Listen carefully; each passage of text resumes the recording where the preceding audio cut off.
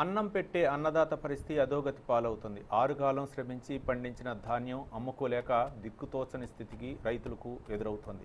పల్నాడు జిల్లా దాచేపల్లి మండలంలో వరి పండించిన రైతుల పరిస్థితి అగమ్య గోచరంగా మారింది. మండల వ్యాప్తంగా రబీ సీజన్లో 500 ఎకరాల్లో వరి సాగు చేశారు. ఖరీఫ్ సీజన్లో 302 హెక్టార్లో వరి పంటను మండల వ్యాప్తంగా పండించారు.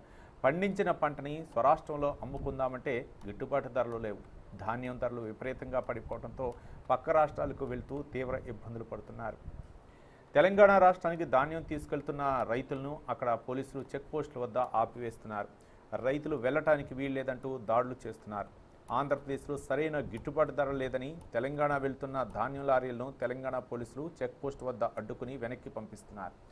ధాన్యం అమ్ముకుందామని మొరపెట్టుకున్నా పట్టించుకునే నాదులే లేడని తమపై పోలీసులు లాఠీ చార్జ్ చేశారంటూ రైతులు వాపోయారు. రైతే దేశానికి వెన్నెముక, రైతు లేనిదే రాజ్యం లేదు అనే ప్రకటనలు చేసే ప్రభుత్వాలు ఇప్పటికైనా స్పందించి తమకు న్యాయం చేయాలంటూ రైతులు వాపోతున్నారు. 4 ఎకరాల పొలం వేశాను. 4 ఎకరాల పొలం వేస్తే 4 లక్షలు పెట్టుబడి అయింది.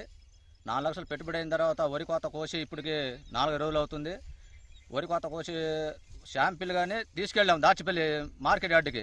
తీసుకెళ్తే వాళ్ళు 500 బస్తా ఇస్తావా, 600కి ఇస్తావా, 700కి ఇస్తావా, అసలు మేము కొనమయ్యా దెంకలేండయా. వాళ్ళు ఇక్కడ దాచిపల్లి మార్కెట్ యార్డులో ఉన్నారు. తర్వాత మేము రైతులు ఏం చేశామంటే ఇక్కడ కొనట్లేదని దాచిపల్లి నుంచి మిర్యాలు కూడా తీసుకెళ్దాం ట్రక్కులు వేసుకొని అక్కడ పోయిన తర్వాత యువతల పోలీసు వాళ్ళు ఏమనలా, మన ఆంధ్ర పోలీసులు ఏమనలా.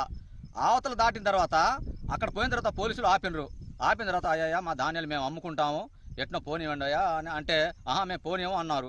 సరే కొంచెం బాగా బతికిలాడాం, అయినా పోనీలా. ట్రక్కుల నుంచి లాగి లాఠీ చార్జ్ చేశారు మా మీద. వాళ్ళకంత హక్కు దౌర్జన్యం ఎక్కడి నుంచి వచ్చింది? రైతులు కొట్టడానికి పోలీసులు ఎక్కడి నుంచి వచ్చింది? అక్కడ నుంచి మేము రిటర్న్ వచ్చి ఇక్కడ తంగెడ దగ్గర పోలీసులు ఇటు వస్తే తంగెడ బ్రిడ్జి దగ్గర అక్కడ కూడా మాకు దౌర్జన్యం మీద లాఠీ చార్జ్ చేశారు. పోలీసు వాళ్ళు కొట్టారు. పోలీసు వాళ్ళు కొట్టడానికి మాకు ఏంది అసలు? మేమే తప్పు చేశాం. ఏమైనా దొంగ సరుకు ఇది? ఏమైనా లిక్కర్ బాటిలా లేకపోతే ఏమైనా వేరే వస్తువులా? రైతు పండించిన పంటకి వీళ్ళు పోలీసులు దౌర్జన్యం మమ్మల్ని లాఠీ చార్జ్ చేశారు. దీనికి ప్రభుత్వం ఏం చేస్తున్నారు? దీన్ని ప్రభుత్వం పట్టించుకోకపోతే మేము చాలా నష్టపడిపోతాం. దీన్ని కఠిన చర్య తీసుకోవాలా. మా సరుకు మొత్తం అమ్ముడు పోవాలా.